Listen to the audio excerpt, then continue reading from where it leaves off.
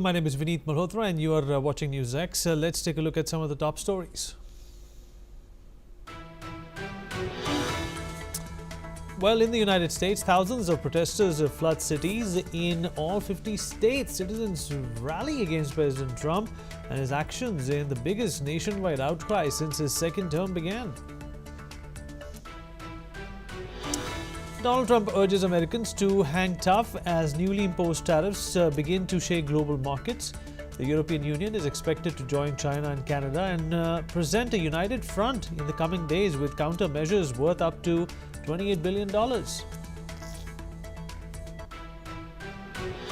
Israel's army admits its soldiers made errors in the killings of 15 emergency workers in southern Gaza in March. A video shows a convoy of emergency vehicles and a UN car coming under fire near Rafah. At least 3 people are injured and multiple fires have erupted after a Russian missile strike hit the Ukrainian capital Kyiv. A separate air attack in southern Ukraine also leaves 3 more people injured.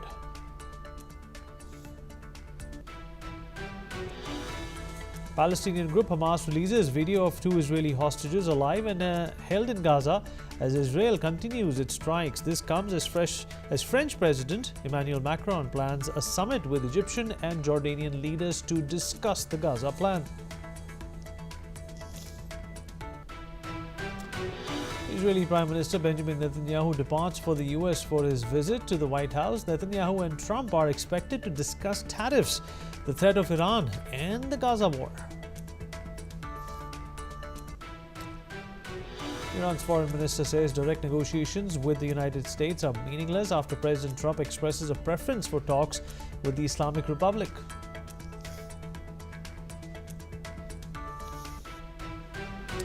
Pope Francis has made his first public appearance since being discharged from hospital. The 88-year-old pontiff was discharged from Rome's Gemelli Hospital after suffering from double pneumonia in February.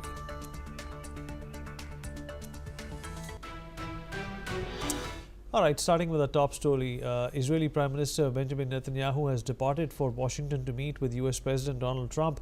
The discussions will cover a range of pressing issues, including tariffs, the situation in Gaza, and the Iranian nuclear threat. Netanyahu's office confirmed that the leaders will address the 17% tariffs recently imposed on Israel imports by Trump and efforts to secure the return of Israeli hostages from Gaza. Israel-Turkey relations and the international pressure Israel faces over alleged war crimes related to the Israeli leader. In Gaza, Palestinians are mourning the loss of family members killed in an airstrike on a house in the Al Zitoun area of Gaza City. Meanwhile, rescuers from the Palestinian Civil Defense and the Red Crescent continue their search for victims of an airstrike in the Al Amal neighborhood of Khan Yunis, southern Gaza. On March the 23rd, Israel's army admitted to making mistakes in the killing of 15 emergency workers in southern Gaza. And the convoy, which included ambulances, a UN vehicle and a fire truck, was fired upon by Israeli soldiers near Rafah. Initial reports suggested that the convoy was not coordinated with the army and was approaching suspiciously, but footage showed the vehicles had their lights on while responding to a call for help. The Israeli Defense Forces have asserted that 6 of those killed were linked to Hamas, though no evidence has been presented.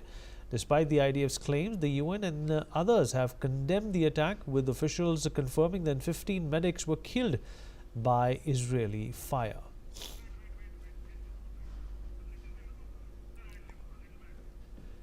While the situation in Gaza continues to deteriorate in the last few days, well, after the failed ceasefire negotiations, there seems to be an uptick in attacks from Israel towards Gaza, and Benjamin Netanyahu will be in the United States to discuss this and a lot more with his counterpart Donald Trump.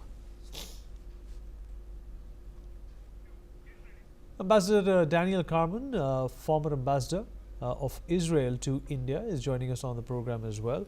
Ambassador Carman, appreciate you joining us, sir. Well, what do you think is going to be most important on the agenda when Mr. Netanyahu will meet Donald Trump? There is obviously the eclipsing news of tariffs, which has more or less jolted and shaken up the world. Well, first of all, I'd like to say that the mere fact that President Trump is receiving Prime Minister Netanyahu on a very short notice is on his own initiative, by the way. It's the initiative of the US president, just shows once again the close relationship of any administration with the state of Israel. This is something that we rely on, and the number of topics, joint topics, the two governments have is really endless. There is no doubt they will be talking about the regional situation. You mentioned the tariffs. It's something that there is a long line of countries that would like to debate this on their own respective issue with the President of the United States after his announcements, and definitely the war, the seven front war that we are engaged in the last year and a half, which is really a terrible situation. You mentioned ceasefire. I would like to mention the mirror side of the ceasefire, which is the hostages. We still have 59 hostages. Hopefully 24 are still alive, but they're going through hell. Practically, they're going through hell. So yes, the hostage situation should be, if you ask me, should be the number one priority in any conversation of any Israeli leader, of any Israeli diplomat around the world. And Ambassador Karman, also important to talk about Iran at this point in time. There have been growing concerns that surreptitiously Iran has been working on proliferating its nuclear capabilities. Is that also something which you think will be high on the agenda during this visit? I cannot really tell you the agenda because I don't have it actually. But Iran must be. We've been hearing in the last few weeks exchanges of letters, exchanges of points of view, and I think I heard a bit of a threat from the Iranian leadership towards the United States. So let me tell you, Iran is there anywhere, everywhere. When we talk about the seven front war, Iran is engaged directly or indirectly, covertly in this war, and we should pay attention. The world should pay attention. The free world should pay attention to Iran and its intentions. And we've seen some of it in the last year and a half. Right. So it's also important to understand that the negotiations have failed. The hostages are still being held by Hamas at this point in time.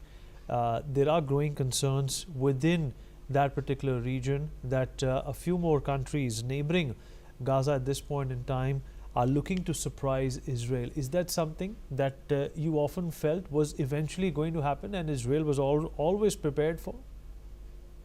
Well, Israel has been living that way for 100 years, maybe more, even before the independence of the State of Israel. Yes, we are under threat from our neighbors. There are many threats, and I mentioned Iran as a player which is almost everywhere.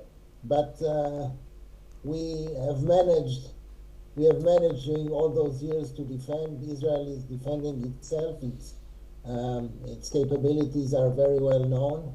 Unfortunately, we have gone through the 7th of October, which has been a shocking surprise on any front, something that is investigated internally, will be investigated internally, and I really hope we'll draw the right conclusions, because it's the 7th of October is the biggest disaster this country has gone through since the Holocaust, where the Jewish people was in danger of annihilation. Ambassador Cameron, appreciate you joining us. Thank you so much. Well, moving on, a missile attack on the Ukrainian capital Kyiv has injured 4 people and caused several blazes, according to the city's mayor, 2 days after a Russian strike killed 18 people in President Vladimir Zelensky's hometown. Meanwhile, Russia's defense ministry on Sunday claimed that a unit of the North Group captured a village in Ukraine's Sumy region in a rare cross-border advance. Mayor Vitaly Klitschko said that paramedics had been sent for 2 districts in Kyiv, while the Ukrainian Air Force said missiles had entered the northern Chernihiv region. And according to reports, 4 people have been injured so far, while fires broke out in non-residential areas and 8 cars were damaged. Here is what the residents had to say. Соседи кричат: баба Рая, заходи, потому что у тебя там горит, и заходи, ховайся там подальше. Все, я даже не понимаю, що то эти дрони ті, чи що воно там літає. Щось гуде та й гуде. Що воно там залетіло, що розбило там шифер, і тут вилетіло он до сусідів. Ну і що, шибки повилітали там раз. Well, in the aftermath, a huge crater was seen in an office building in the Ukrainian capital, with debris scattered around and smoke rising in the distance. All of Ukraine was under air alerts after the country's air force warned of an attack, including on regions bordering Poland, forcing the NATO member to scramble aircraft to ensure air safety. Poland's military said it and allied forces had taken to the skies in response to Russian airstrikes across the border in western Ukraine, with ground-based air defense systems on high alert. The attacks come as US President Donald Trump pushes for a partial ceasefire between Russia and Ukraine. On Saturday, Zelensky slammed the US embassy for what he called a weak statement that did not blame Russia for the deadly missile strike on his home city, Kryvyi Rih. The Ukrainian president took aim at the US ambassador Bridget Brink after she posted a message on X on Friday that said she was horrified that tonight a ballistic missile struck near a playground and restaurant in Ukraine. In an emotional statement on social media, Zelensky had named each of the 9 children killed in the attack and accused the US embassy of avoiding referring to Russia as the aggressor. The Ukrainian president did, however, show his gratefulness to every country whose representatives had spoken out following the Russian missile strike on his hometown. Let's take a look at what was said. Вчора ввечері і сьогодні багато хто у світі заявив про свою позицію після цього удару, позицію чіткого несприйняття російського терору. Всім, хто це бачить і не заплющує очі, а говорить чітко і ясно правду, не тільки ми в Україні, а весь світ має бути вдячним. Замовчувати те, що це саме Росія вбиває дітей балістикою, це неправильно, це небезпечно, це тільки підбурює покидьки в Москві. Продовжувати війну та надалі ігнорувати дипломатію. Слабкість ще ніколи не закінчувала війни. Тому я вдячний кожній країні, чиї представники висловились. Лідери, міністри закордонних справ, посольства. Well, the president also met the British and French military chiefs in Kyiv on Friday to discuss a plan to send a reassurance force to Ukraine if and when a deal on ending the conflict is reached. Zelensky wrote on social media that the meeting with British Chief of the Defence Staff Tony Radakian and French counterpart Thierry Burkhardt agreed the first details on how the security contingent of partners can be deployed.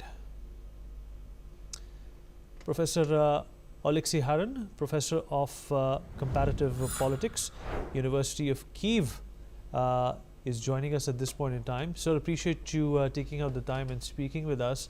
Well, this is a situation which is a lot more grave than what actually existed before Donald Trump and his proposals to end this war came about. What do you think of this escalation, and where might this lead to?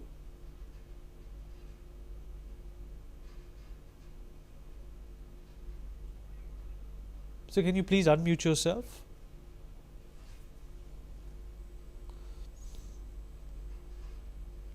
Yes.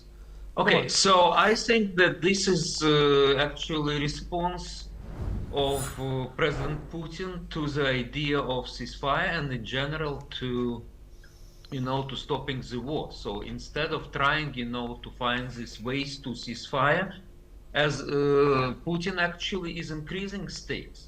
Look, The full ceasefire was suggested by President Trump, and Ukraine agreed. What we heard from Russia, no, we don't need full ceasefire. What happened as a result of talks in Jeddah? There was kind of agreement between, kind of agreement on ceasefire in Black Sea and also energy infrastructure. However, the problem is that, first of all, it's not clear whether it includes also the ports around the Black Sea, and Russia still continues attacks on Ukrainian energy infrastructure. Moreover, as you see, it's very difficult to imagine that you have ceasefire, these limited ceasefires, but Russia still has the possibility, to bombard civilians all over Ukraine and to kill civilians, including children. So I think actually it demonstrates that Putin's hypocrisy. He doesn't want to stop a war at all. Instead, he is increasing stakes. So I think the natural reaction should be, because President Trump, he positioned himself as a mediator.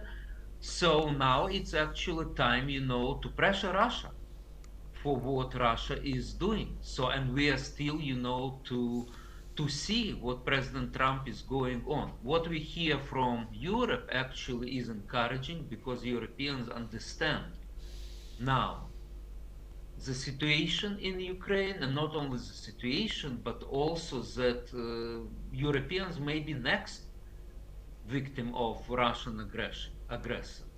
So anyway, we in Ukraine, we think that it's time actually not to decrease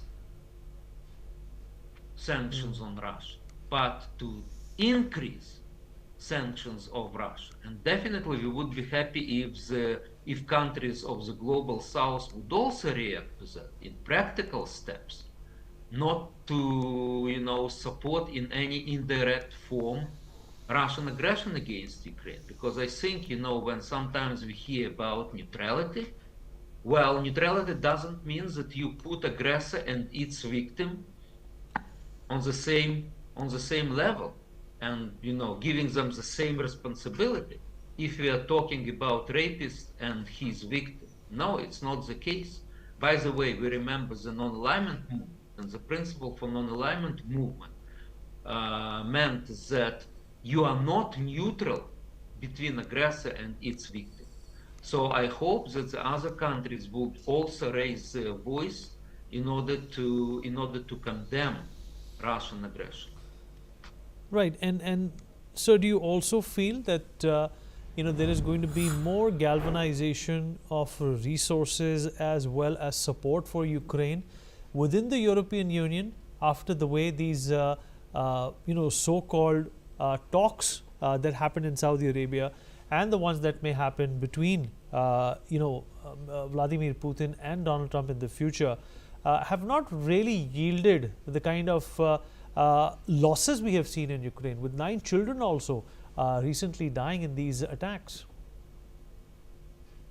Well, if I understand your question correctly, well, yes, Europe is trying, to increase support to Ukraine. They declared about it. There were some agreements signed, also separately by the United Kingdom, for example, and other European countries also expressed and actually declared their increasing packages of support to Ukraine, which includes both the military package, financial and humanitarian package, but also the EU is saying that it's not going, to decrease the sanctions against Russia. So basically, we'll see how all these statements will be transformed into reality. But I think this is a step from Europe. We see the steps in the right direction. And actually, I'm very, very thankful to your channel, because now you show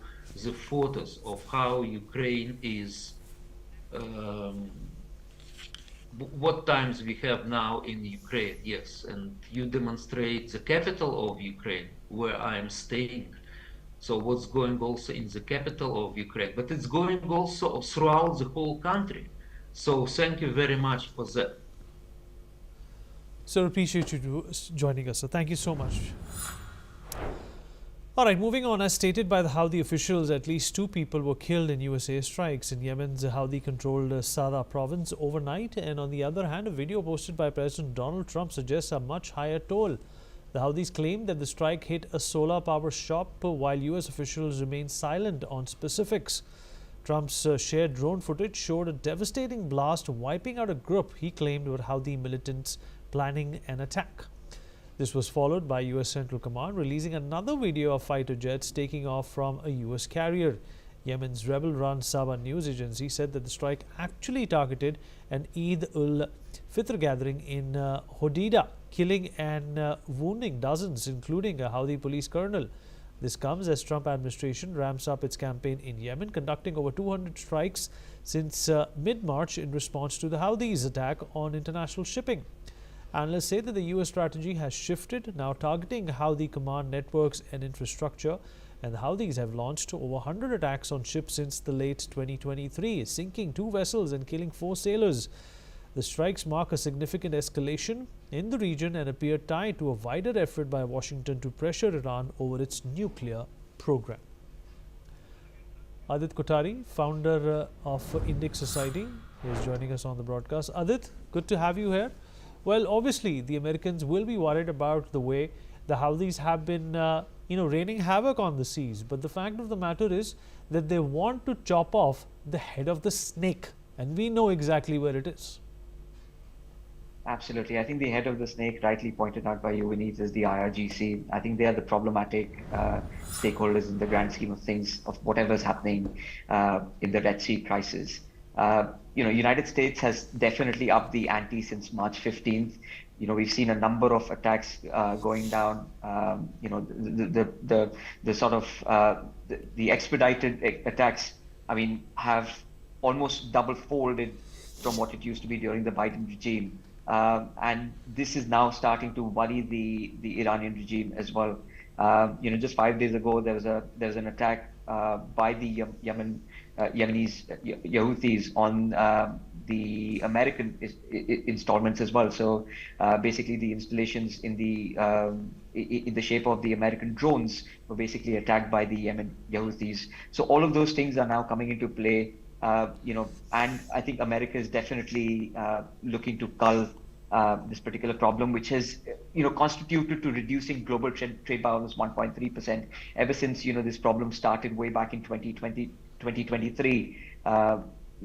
Because initially their target was only the Israeli ships, but since they took control of the Red Sea corridor, they've been the attacks on the commercial vehicles have varied from ships which have had flags of the Bahamas to Maltas to Singaporean ships, etc. So they've been very indiscriminate from that particular perspective, attacking any installations or any other merchant ships that they find. And that is predominantly to challenge the American and the United Nations, which wants that particular corridor free of the Houthi control, because they want that trade route to be normalized, including India has been involved as well. We will all do well to remember the Operation Sankalp, which India had basically executed, whereby Indian warships are now stationed in West Asia, preventing and protecting our own merchant ships, because all of the oils are being imported from West Asia. I think almost 65% of India's oil import today currently stands to be imported from West Asia. There is a lot of exports that is happening from Indian shores into West Asia. So all that is also being protected. The Indian Navy has been very, very proactive and very, they have actually spearheaded number of such missions to ensure that they can field off and fend off the Houthi pirates. Right. Adit, do you actually think that with the way things are going in the United States, Trump is going to up the ante when it comes to dealing with Iran? I think if anything, the past few events over since January 10th, I think will testify that Trump has his mission against Iran, and he wants to completely dismantle Iran's nuclear initiatives, and thereby also completely make them blunt to a certain degree. Which is why he's going after anybody that is being backed by Iran at this point, the Iranian regime. So now whether that be the Houthis, whether that be the terrorists in the Gaza Strip, or in Lebanon. So anybody who is backed by the Iranians, is there in the front eye of Trump, and he has his mission clearly marked. Which is why the death toll as well that we see from January 10, 2025 has exponentially risen with regards to anybody who's backed by the Iranian regime and is involved in operations against US or UK or the Five Eye members and plus Israel in West Asia. Adit, appreciate you taking out the time and speaking with us. We're going to take a short break. On that note, we'll be back with more news from around the world. Thank you.